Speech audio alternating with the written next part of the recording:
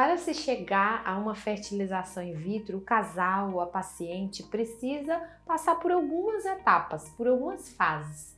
Quando é que a gente começa? Como a gente começa? Então, após a realização de alguns exames, após a avaliação do caso daquele casal ou da paciente, nós vamos marcar um período para iniciar um estímulo ovariano.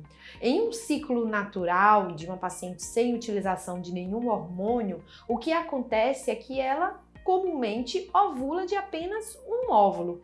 Mas qual é a ideia de uma fertilização in vitro? É estimular o ovário para que ela tenha mais do que aquele folículo, mais do que aquele óvulo naquele mês. Todo mês nós temos uma porção de folículos, de óvulos que ficam ali disponíveis, como se estivessem numa vitrine. E a cada mês o organismo seleciona um. Então os outros ficam inibidos e são descartados. Na fertilização, não. Com a utilização de medicações hormonais, nós vamos tentar estimular todos aqueles folículos, ou quase todos eles. E isso normalmente inicia quando a mulher menstrua. É ali que a gente dá o passo a mais para início do uso das medicações hormonais. Daí, ela começa a fazer essas medicações hormonais, que normalmente são injetáveis, são subcutâneas, mas ela mesma aplica em casa diariamente e vem a cada 3, 4 dias no consultório fazer alguns ultrassons para acompanhamento do desenvolvimento desses folículos. Quando ela chega no período fértil dela, ou seja, quando aqueles folículos já estão volumosos o suficiente para a gente entender que ali dentro provavelmente já tem óvulo bom, óvulo maduro, óvulo pronto para uma fecundação, a gente vai marcar então a próxima etapa da fertilização, que é a captação desses óvulos. Essa captação, ela acontece em centro cirúrgico com a paciente sedada. E o que vamos fazer? Eu vou colocar um aparelho de ultrassom transvaginal com ela já dormindo para não sentir desconforto e acoplado a esse aparelho de ultrassom vai uma agulhinha que, guiado pelo ultrassom, eu vou acessar então os ovários que ficam praticamente do outro lado da vagina, né? Numa região que a gente chama de fundo de saco de Douglas. Então, acessando essa região, eu aspiro com essa agulhinha esse líquido de dentro dos folículos, que são essas bolsinhas de líquido que tem os óvulos dentro. Então, eu vou com a agulha, aspiro esse líquido e junto com ele vem os óvulos. E encaminho esses óvulos para o laboratório que fica anexo ao centro cirúrgico. A embriologista, então, vai ter acesso a esses óvulos e assim a gente começa a outra etapa da fertilização in vitro. Com esses óvulos em laboratório, visualizando eles em microscópio, nós vamos ter acesso à informação se eles estão maduros, se eles estão prontos para fecundação ou imaturos. Os maduros são selecionados.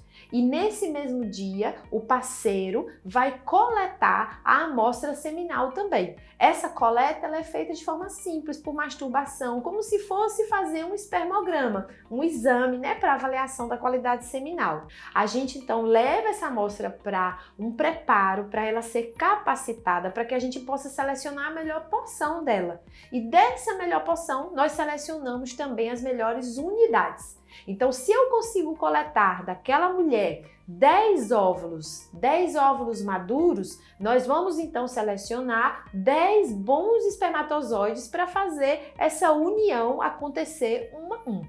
No dia seguinte, a gente segue para a próxima etapa da fertilização in vitro, que é o acompanhamento disso. Então, no dia seguinte, nós vamos ter informação de quem de fato fecundou, quem virou embrião, quem virou zigoto, que é o embrião no primeiro dia de vida. E assim a gente vai acompanhando o desenvolvimento desse embrião. Alguns podem parar no meio do caminho, outros desenvolvem de forma anômala e outros chegam ao 5º dia de vida, que é quando eles estão em fase de blastocisto, ou seja, estão prontos para serem transferidos para o útero.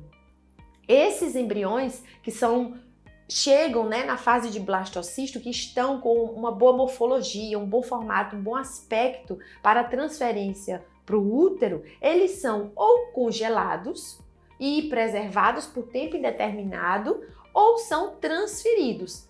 A transferência, que de fato já é a última etapa de todo esse processo, é um procedimento indolor, é feito sem sedação, a paciente assiste, acompanha todo o processo. E o que nós vamos fazer nessa etapa é a inserção de uma cânula por via vaginal através do orifício natural do colo uterino. Essa cânula, ela vai guiado por ultrassom pélvico, né? A paciente fica com a bexiga um pouquinho cheia para melhor visualização.